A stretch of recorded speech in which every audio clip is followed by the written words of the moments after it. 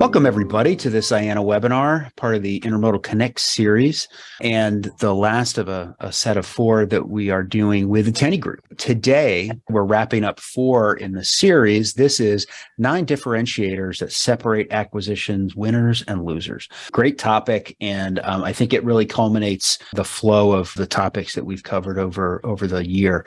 So with that, I am going to turn it over to my friends Davis and Spencer. Let them introduce themselves, introduce Tenney Group a little bit, and then jump right in. I appreciate it, Hal. Well, everybody, thanks for being with us. My name is Davis Looney, and I'm the Director of Business Development for the Tenney Group. We also have Spencer Tenney, our President and CEO. We are a transportation specialized M&A advisory firm based in Franklin, Tennessee, just south of Nashville. All we do is M&A within the trucking logistics space, and we're going to try and take some of the lessons that we've learned over the years and bring them into this presentation. And so with that, I'll pass it over to Spencer, and you can take us into the deal. I'd be happy to, Davis. And for those of you that are not familiar with Davis, he says Director of Business Development. What that really means is that he's the guy that has taken our friends in the industry, buyers, sellers, and influencers and whatnot, taking them out duck hunting and fishing and doing a lot of things that to me really have nothing to do with what we do, and somehow he gets paid for that. So so he might be a guy to know moving forward. I'm very excited about this topic today. In full transparency, I don't really consider myself to be a genius or an original or anything like that, but I am a pretty good observer. So for those of you who aren't familiar with Tenney Group, we've been doing M&A advisory work in this space for the last 50 years. And for the last 20 years, I've been personally at the table with the best of the best acquirers in the transportation and logistics space. And, you know, what I've observed over that period of time is that the most elite, the most prolific people that are growing through acquisition, that are solving problems through creative growth strategies, they're really not original either. They're not particularly innovative. And what they do is not that complex. What they do is the right things at the right time, all the time. And I think that kind of gets into what we're talking about today. 9 differentiators that separate acquisition winners and losers. Heading into where we're at right now, potential economic headwinds, 2 years of record M&A activity, all kinds of constraints on organic growth. Without question, there's going to be continued pressure to evolve as business owners. And we're going to make the case today that if you're not integrating acquisitions into your overall growth strategy in some capacity, you know, it's going to be kind of like fighting a battle with one arm tied behind your back. The good news is that this is a learnable skill. And I think that once we kind of go through what we have here, I think that you'll be encouraged, empowered, and hopefully very excited about what you can do here. So with that as a framework, let's jump into differentiator number 1. So a great friend of mine, his name's John. I've been in this industry, multi-generational guy. He comes up to me not that long ago. He says, "Hey, Spencer, thought about this a lot. Thinking about my vision. I want to go from 400 trucks to 700 trucks over the next 4 years. You're my guy. I've been watching these dang webinars and speeches for years. Let's go get this thing done. Giddy up. Let's go do it." And I said, "John, hey, listen, I love the enthusiasm. Just pause there for a minute. Ask you a question. How is your life going to get better when you have 700 trucks?" Now, I asked him this because I know I've seen this movie. It's very easy to kind of get on adrenaline to go out and get in the game of acquisitions without a plan, without a strategy. That can be an expensive learning lessons. Some people, they look at 50 deals, never acquire anything. You'd be better off not doing anything.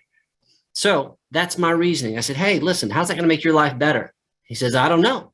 I just like trucks." And so at that point, I began unpacking what I just described about, hey, this is probably a great thing to do, but there's a sequence and there's a preparation that we need to do before we kind of jump in and start having real deal conversations. He paused for a moment. He said, "I'll be right back." He goes into his office. He's a very religious, very strong man of faith. And so he comes back with his Bible and he reads this passage to me. And it's from Luke. And he says, "Who of you who wants to build a tower does not first sit down and calculate the cost to ensure that you have enough to complete it. It was at that moment that I understood John was beginning to understand and apply this differentiating principle, which is to count the cost before you build. So from that point, we knew that, okay, before we can go buy Tower 2, we have to know a few things about Tower 1, which is we got to understand what is the business worth right now, so we don't go out and acquire something that is not accretive. It might be dilutive. We need to understand about his funding mechanism. So we can move to that next slide. We'll hit up some of these things.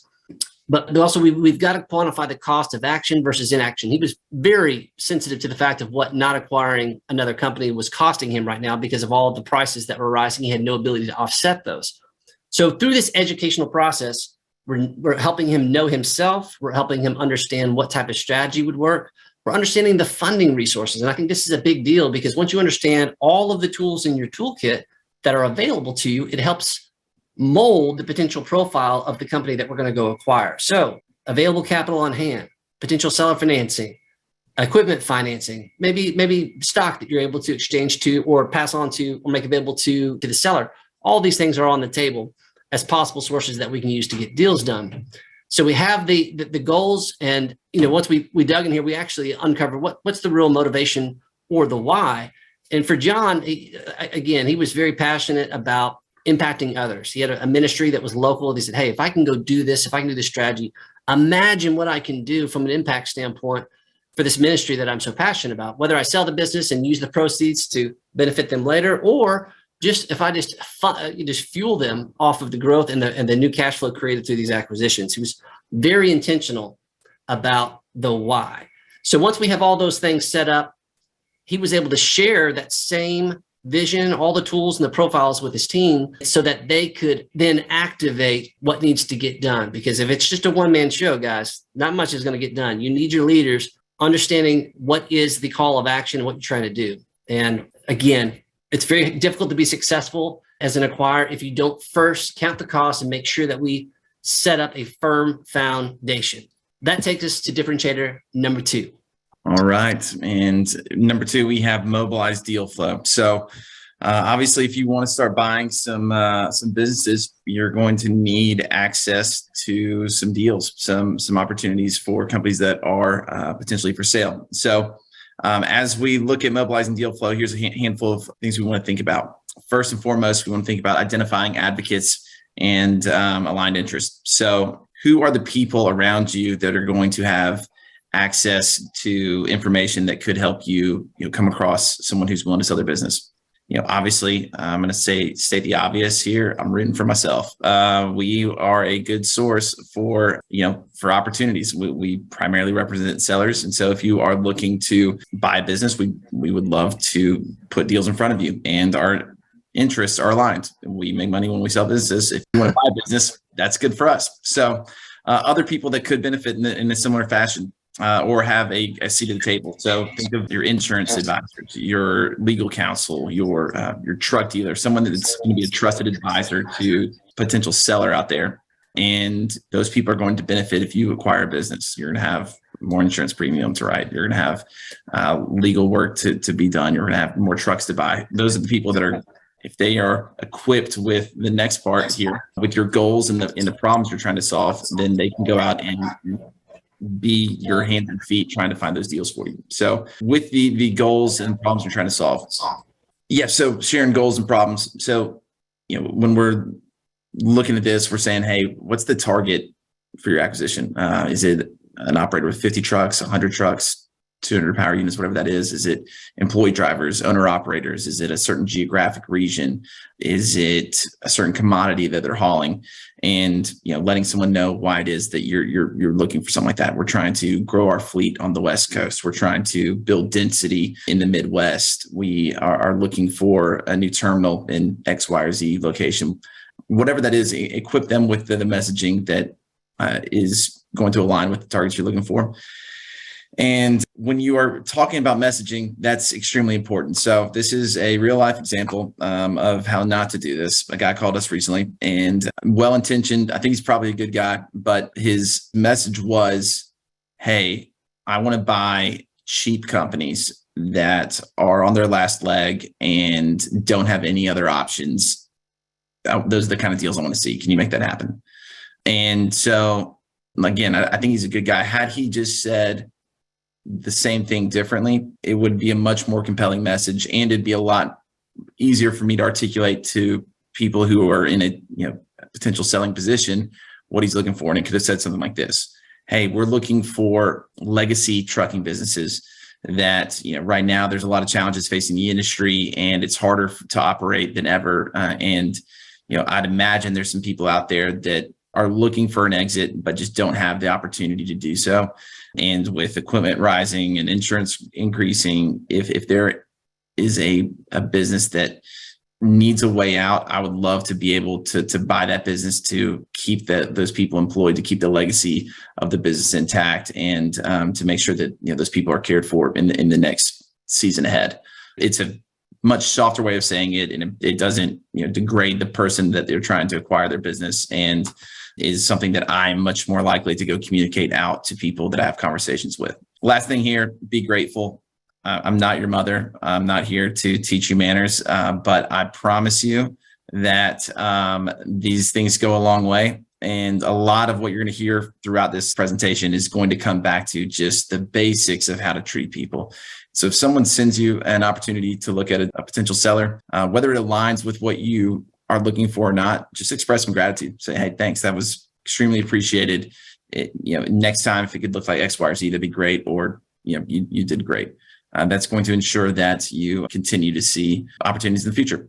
So with that, we'll jump into differentiator number 3, and that is to establish a point person and deal screening process. So I'm going to tread lightly here and say that owners are not always the best person to represent the brand of a business. I say that with the owner of my business on the panel here with me. So I just say not always, but sometimes. So if we look at these next points here, we want to lead with the best brand ambassador. So who is it in your business that you think kind of captures the spirit of who your company is, and who can actually communicate what it is you're trying to accomplish in a way that's going to clearly connect with a potential seller? And then when you make that first contact, you want to present a professional process with timeline and identify showstoppers. And so this is something that I can't over communicate. I can't hammer on enough. Just be clear with expectations from the get-go. It's super easy to walk in and just say, hey, this is what we are interested in. This is why we are interested in having this conversation with you. This is what typically takes place when we have conversations like this. We want to request information and review information for a couple of weeks. We're going to move quickly to an IOI, an initial offer, and then we're going to jump into here in a little bit. And if there's something that we don't like, we have some things that we're looking for. We're going to identify this quickly, and we're going to pass quickly just to respect everyone's time, because I know this is a big deal that you're having this conversation with me in the first place. And we just want to make sure that we're not wasting anyone's time, and that we move through this efficiently. So that is extremely helpful, just to say, hey, in a matter of weeks, this is what you can expect from our team.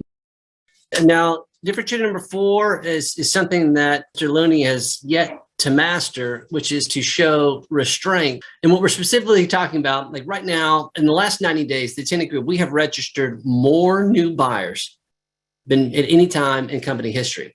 And there's lots of reasons for that. That's a separate presentation itself. What it means is that there's a ton of people out in the marketplace acquiring businesses for the first time that are probably going to be doing this in an inefficient way, this is an opportunity for you to shine.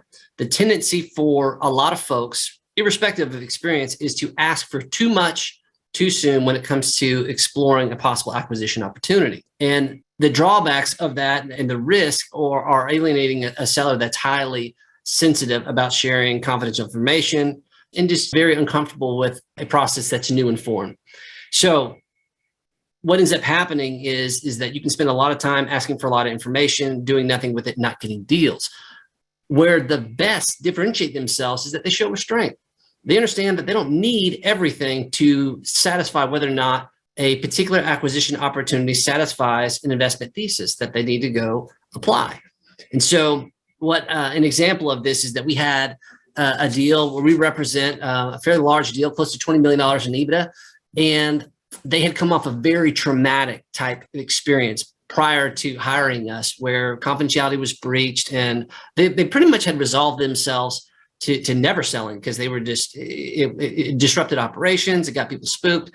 And so understandably, they reluctantly came back to the table, and we agreed to help them while accommodating making several accommodations to them and to our process to help go do that. And so we went, and what would have been a really large, exciting list of potential buyers to take this to, we kind of narrowed it down to 20, and Davis and I and the team were like, hey, man, we've really knocked it out here in terms of satisfying what they want, getting this narrowed down to a manageable list that they'll accept. And it took 5 seconds. They took 14 names right off the list. They're just like, no, it's too high risk, too sensitive. There's competition there. We just can't have it. And so we're like, okay, well, at least 6. We engaged with those folks. Naturally, they started requesting information. And these were not even like atypical type information requests, pretty standard, but there was such sensitivity. They were reluctant or slow to comply. And because of that, 5 of the 6 also dropped out. One buyer stayed in and said, hey, let's just go at the pace of what the seller is comfortable with, take one thing at a time, and let's see what happens. Fast forward, what ended up happening, all the competition had effectively left.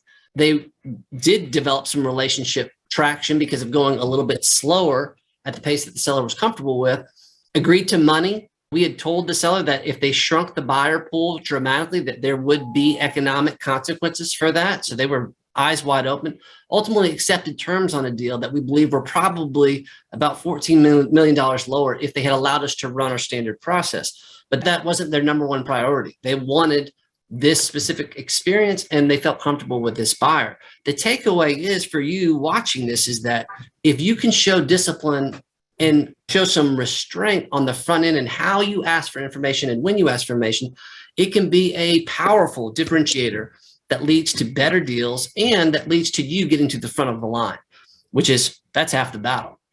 So Davis, talk to us about differentiator number 5. Yes, make written offers and make them fast and often. So this is something that, as we alluded to earlier, if you want to make an acquisition, then first you have to see opportunities. And then once you see those opportunities, you're in the game.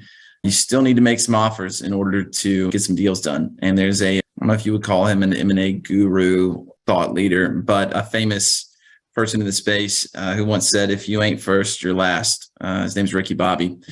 And he is someone we've learned a lot from over the years. We'll dive into his shake and bake methodology in a future webinar, but there's some truth here. And as we look at these next couple of points, this is a handful of reasons why this matters. Speed and efficiency are key in any deal process. So time is the number one killer of deals. And if you are a buyer to the extent that you can move a deal along efficiently, the more that you're going to be able to see the odds of success increase over time. So what being able to move quickly to an offer does is it quickly allows you to box out the competition in a lot of ways. There's a lot of times that Spencer just alluded to.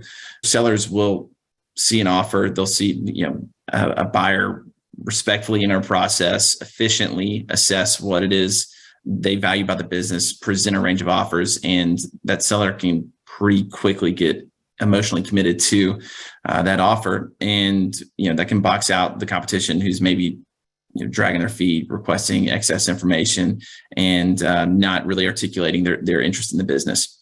And, this was clearly shown through a relationship we had with a friend in the industry who came to us a handful of years back.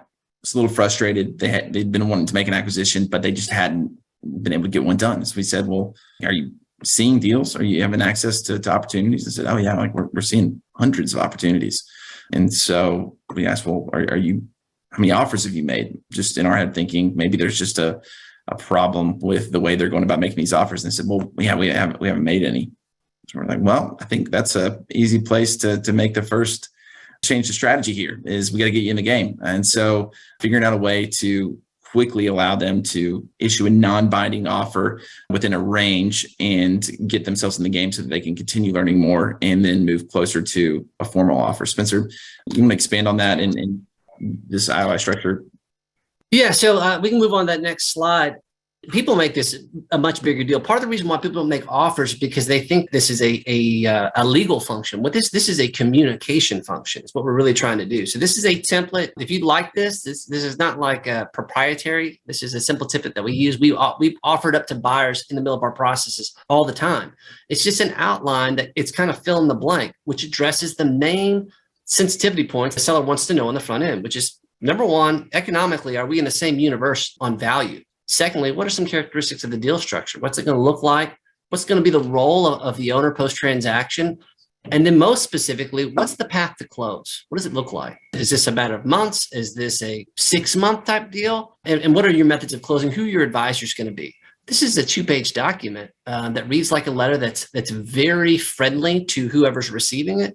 And it is tremendously powerful in helping buyers and sellers determine whether or not there's a reason to continue to lean in and do a deal.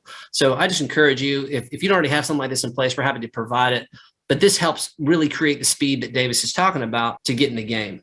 Moving on to our differentiator number 6, at some point, once you kind of satisfy either through an indication of interest, a range of offers that we're in the same universe, it's important to kind of tighten up the strategic rationale about why you're going to do this deal. And one of the ways that you do that is through a management meeting. And this is where, you've kind of pre-qualified a buyer in terms of what they're probably going to make available in an offer. You like them. And so now you're kind of looping in some of your key managers to be a part of that discussion. The buyer's interest is to help firm up the company's capabilities, growth opportunities moving forward, but also how to get the deal done and who are going to be the players moving forward, how it might mesh with an existing T&L company. So all the more reason why this is very important for this to go well, because not only is it to help firm up the deal, but you're also, if it goes well, you're creating allies that are going to help propel the success of the future following the transaction. So some key ingredients here. Number one, the best of the best, what they always do, they always have a clear agenda prepared and distributed in advance to everyone that's going to be there. And it's just as important to say what you're going to talk about as what you're not going to talk about, because for most people, this is the first time they've ever done this. They might be uncomfortable. So that's the main thing. We want people that are going to provide necessary information. You want them to be comfortable. So no surprises. Set out the agenda, stick to the agenda. The next thing is just break the ice, disarm, try to get people loose. And one of the best examples of this happened recently. I was in a management team meeting and it's ice cold. Davis and I, our team, we coached up our clients and their management team. This is what's going to happen. But man, they were nervous. Whew, super nervous. And it showed. And, everyone was kind of feeding off that energy. So very savvy buyer leans in. He said, hey, let's just pause for a minute. I have an idea here. Let's just get to know each other a little bit.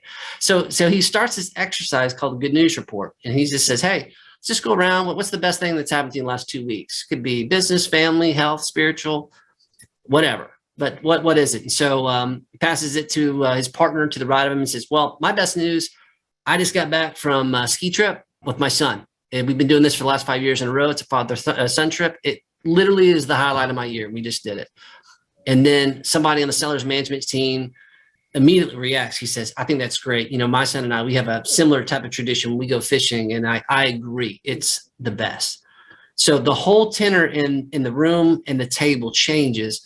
And they're able to move forward and be much more constructive about the conversation. So break the ice, disarm, get everybody loose. And the other part, like focusing on fit, it's not like you're not there to interrogate. You're trying to find out if this is a mutually beneficial and mutual fit for everybody moving forward. And when the tone is like that versus an interrogation, it matters. And I think that's one thing that the buyers at the top do very well. And then the one thing that you absolutely can't miss on is that you leave the meeting, before you walk out the door, you have to have a clear action plan. All right, this is the stuff that we identified that we didn't get complete answers on. These are the owners for rounding that up. This is when we're all going to get it. This is the date for which we believe we're going to get definitive feedback about what next steps are. And if it's some reason that we're not going to take the next step, you will know by this date. It's that clear. And when buyers do that, it provides tremendous efficiency, but also it creates allies around that table. Like, I like the way this guy operates. I mean, I could see this being a fit. And so what ends up happening over the following months is you have these people being advocates for the buyer inside the seller's camp. It's a good thing. So don't miss differentiator number 6. It's a key part of winning.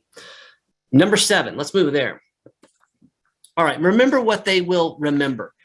That's a mouthful, and I'll try to do this as precisely as I can. But the reality is, what we've learned from doing this for a long time, as much as it would be nice if the seller really remembered that first encounter, it's warm and fuzzy, and they're talking about how great your business is. Like, that's not really what the seller's likely going to remember. They're going to remember the last 60 to 90 days, which is the most grueling part of due diligence. They're being asked for hundreds of different information requests and then configured a dozen different ways each. It's brutal. And so what we've found is that the people that do this the best, they understand that, hey, we're not just about trying to close the deal. We're trying to create lifetime ambassadors that will fall into that number 2 principle of mobilizing deal flow. So an example of this is we did a deal a couple of years ago, about $100 million in annual revenue, and it was a highly successful transaction. Well, the same buyer about 18 months before did a very similar transaction. In that transaction, the due diligence, just the due diligence component of the transaction took 11 months. I don't even know how they got it done. It's crazy. And so in contrast, the second experience with our client, it took 60 days. Now, to be fair, our client was just off the charts, unbelievable in their financial reporting, and that had a lot to do with it. But I mean, think about this. Like, it's the same buyer. One had an experience with 11 months due diligence. One seller had an experience with 60 days due diligence. Do you think that they're going to advocate differently about that experience with the buyer? I do, very much so. And so I think that what we notice about the best buyers, they're aware of this and they don't miss an opportunity here. They want to demonstrate superb stewardship. They're trying to make sure that and verify that everything that they believe about the business is in fact true, but they're also using this as an opportunity to shine, to create a lasting memory, to demonstrate that they're treating the seller with respect and courtesy. And in doing so, like, they have tremendously high standards for their internal team when they're managing data rooms. They resource the deals accordingly so that they can move fast. And the result of that is this: 3 years down the road, that seller gets a call and says, "Hey, listen, I'm thinking about doing a deal with the guy that bought your company. Tell me about your experience. Would you recommend that this is a good fit?" That's what's going to happen. And so the folks that win, they anticipate that that's the conversation that they're going to win on. And so when it comes to a seller that's evaluating the execution risk between 5 different buyers, the money's the same. Who are they going to go with? They're going to go with the one that provided the best experience during the due diligence, if all things else are equal, or even not. So I'm just telling you, that is a great place to win. And that's a place that the best don't lose ever. So we're getting close to the end here, David. So tell us about these last 2, which are so key.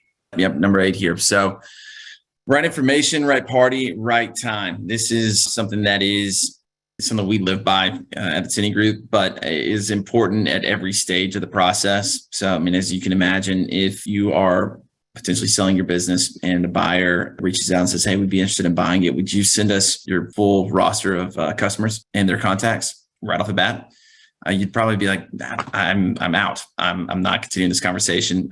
That's important information to get a deal done, but the timing's completely wrong. As a deal comes to a close, as you're seeing everything come together, that's really where we can practice this principle well. And the transition is obviously letting the news break to the employees of the seller's company is extremely volatile time and important to handle well. And this is something we saw done extremely well recently with one of our former clients. So our client sold his business. As it closed the day after, he got the whole team together and he came in with the buyer and addressed the whole company as a unified front. And he said, "Hey, I wanted to bring you all here to let you know that I've decided that, it's time for me to transition the business to, the person who's going to be able to steward the business best going forward. It's no longer me. And in doing so, I've talked to a bunch of people. I've prayed on this, and I found that," we'll call him John here, "John is the right person to do so. And so I wanted to introduce you all to him and, allow him to say something." And when John stood up there, the first thing he said is, I own you guys and you're in a lot of trouble now. Just kidding. That is not what he said. Is it right information at the right time was to say, hey, we think that you guys are doing a lot of really good work here. And that's what brought us interest in making the purchase of this business in the first place. And so we're really excited to get to work with you going forward. We're going to do our best to provide you with more tools and more opportunity to be successful going forward. And as the next 2 weeks unfold, we'll be getting with you all individually just to provide more information. But want to let you know that your jobs aren't in trouble, and we're excited to go to work together going forward. Just that little bit of communication to try to address anyone's potential fears, and to do that on a united front, extremely impactful and mitigates the transition risk exponentially right off the bat. So again, who are we addressing with what information, and is now the right time? Had they gone and started interviewing those employees months before the close, that would have blown up the deal. That would have been very problematic. So right information, right party, right time. Let's look at the final one here, number 9. Being Nashville folks, it's impossible for us to do a presentation without working in some sort of country lyric or title. So we have always be humble and kind here. Anyone who's met Charles Tenney in person over the years can see that clearly he had a big impact on Tim McGraw's style in the early 90s. And he's still doing his job to carry that mantle today. This is something that, again, it's not rocket science, all the stuff that we're talking about. It's manners. It's how you treat people. It's, doing the right thing the right way. But Spencer, as we kind of close this out, you want to expand on this? Yeah, I would point to somebody who we've done a ton of deals with. There's one buyer that over a 15-year period, we did 12 deals just with them. And that doesn't even include all of the other deals that they did with other parties during that time. And there was a very specific characteristic about this buyer that I attribute to how we were so prolific in our relationship. And again, we represented 12 different sellers with that relationship. And so the difference was, and he passed on a lot of deals too, but the difference was this: when we reached an impasse and it didn't look like there was anywhere to go, the buyer would say, hey, Spencer, listen, I don't get it. I mean, I want to get it, but I don't. I don't see the strategic rationale for this deal. I don't understand the investment thesis. And I surely don't understand why the seller's asking for what he's asking. But if you can show me how I can make money, I'll consider it. And it's that posture of humility and open-mindedness that led to a run of tremendous deal making over that period. And I think that without question, the folks that are doing the most transacting have that type of posture. The most success, they bring humility that is extremely uncommon.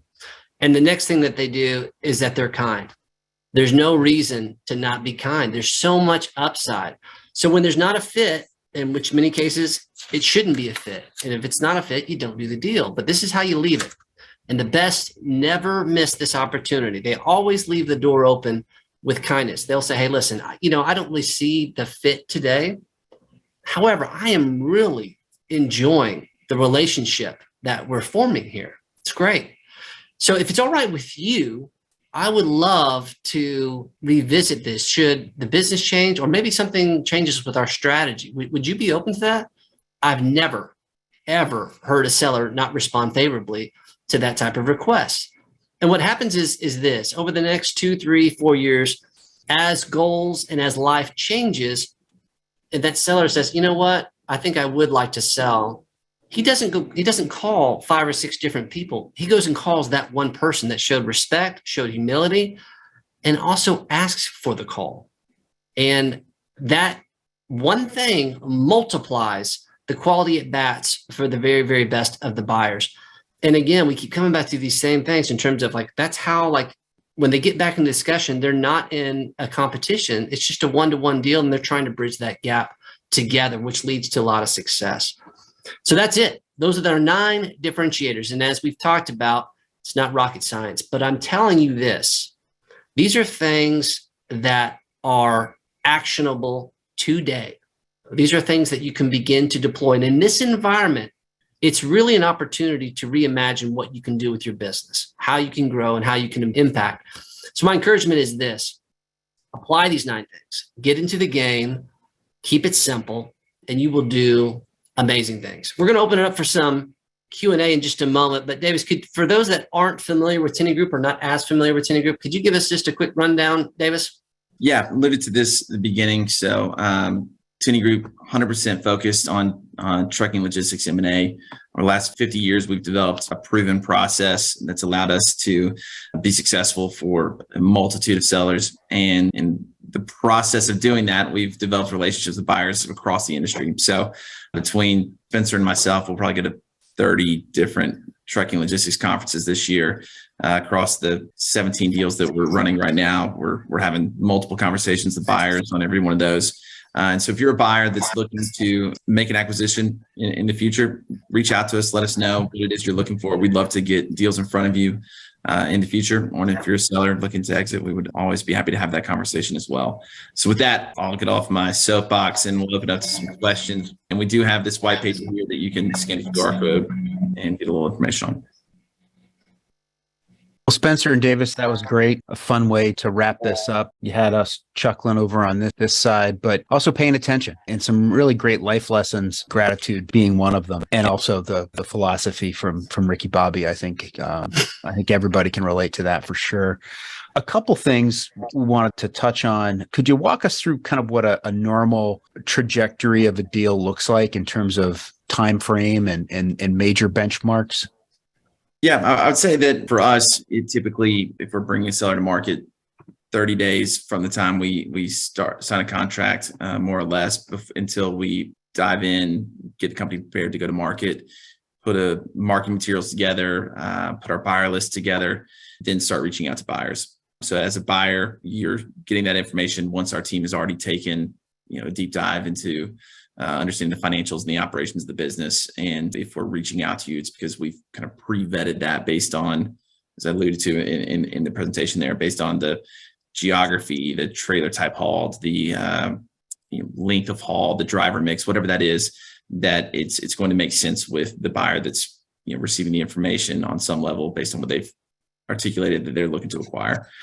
From there, I would imagine pre-LOI anywhere from 30 to 60 days most of the time, as we send information out to buyers, allow them to review it, to have some a look at the marketing materials, to have a management call, to send the initial the IOI, indication of interest, and then ultimately have an LOI in place within hopefully 60 days. As a buyer, if you are in a process that isn't competitive, there's probably potential to go faster or slower than that. From where we sit on the seller side, we're trying to command multiple offers and just make sure that everyone that's serious about the deal has an opportunity to get a bid in. And then from there, diligence is probably the next phase that can take anywhere from 30 to 90 days, depending on the complexity of the business and the diligence required from the buyer. And then purchase price agreement and kind of working capital negotiations to close it out typically take another 30 days at the end. Spencer, anything that you would add to that? No, I think that's part of it, the timeline is kind of like to your snowflake comment, Hal. I think some of that just depends on the uniqueness of the business and what buyer pool is available to that. But some of it is largely dependent. If you've heard any of our other seminars, it's largely dependent on the seller's preparation and available of quality information to support the sale. I think that if we're talking to sellers, I think that the best thing that you can do to expedite, which, could be a 7 to 9 month process or longer, largely you control that timeline based on being prepared with quality of information and making sure that, you're ready for prime time. Yeah, that actually makes me think of some of what you touched on last year in the series we did last year, because I think you had a couple of great sessions, the one on succession planning and the one on adding multiples to your company's value, really about getting your house in order just to have a better operating business, but also it sets you up for, what the future brings. So you're prepared, and you never know. I think you had a couple of examples of life-changing events that kind of spring upon folks that, if you're not prepared, you may not come out of it as well as you had hoped. I would definitely encourage folks to go onto the IANA's website, intermodal.org, go to Education on Demand, and then you can go back in the sessions that we did with Spencer and Davis and the folks at Tenney Group. I think really tie in there too, because I think it makes a really nice trajectory. One of the questions that came up is, could you talk a little bit about the differences in the process between a merger and an acquisition? We spent a lot of time talking primarily about acquisitions, but in terms of mergers, how different are they? They're very different. I mean, I think the main difference I would say is the PR around it. I think that the optics, I think sometimes are presented to the public and to the industry that it is a merger, when in fact it's really an acquisition. One person, the companies are maybe have independent brands still, or maybe they're the same brand, but the vast majority of deals are not true mergers, because mergers are very difficult. What you require are extremely compatible cultures and just philosophies from a leadership team. There has to be compatibility there, because if you're trying to merge founders and you're trying to say, like, you guys are going to co-manage the business moving forward, it's very difficult to kind of marry up the right ingredients for that to take place. Now, it does happen, but I wouldn't just assume because if it is positioned as a merger that it truly is a merger. I think that what we'll see in the coming year, perhaps, if there are stronger headwinds from an economic standpoint, I think there could be the possibility for folks to merge. I think the great thing about where we are as an industry right now is that there's a very receptive attitude to reinvention and innovation. So whatever it takes to get an additional competitive edge, I think everyone needs to be thinking about that right now. The realities are acquisitions tend to be more practical than a true merger, but I think that we will see more mergers if, in fact, the economic headwinds persist, as some project that they will. That makes a lot of sense. And that reminds me of something somebody told me once about when anybody announces that a company's going to have dual CEOs, watch this space. Yeah. Yeah. I know that you primarily work in the motor carrier space, but I also know that you have done work in the 3PL logistics space as well. Are you seeing more interest in folks kind of growing their businesses through acquisition into those kind of making side acquisitions, as opposed to a motor carrier just simply purchasing, other motor carriers? Are you seeing things like them looking at logistics companies or warehousing companies or things like that? Yeah, I think Davis has a really good lens on this. Davis, why don't you take that one? Yeah, we've sold 2 brokerages to trucking companies this year. So it's been strategics, but not brokerage buyers on either one of those. So I definitely have had more conversations lately with people looking to diversify as a motivation. Obviously, I think there's a big push from strategic carriers, asset heavy carriers, into the brokerage space to optimize their fleet.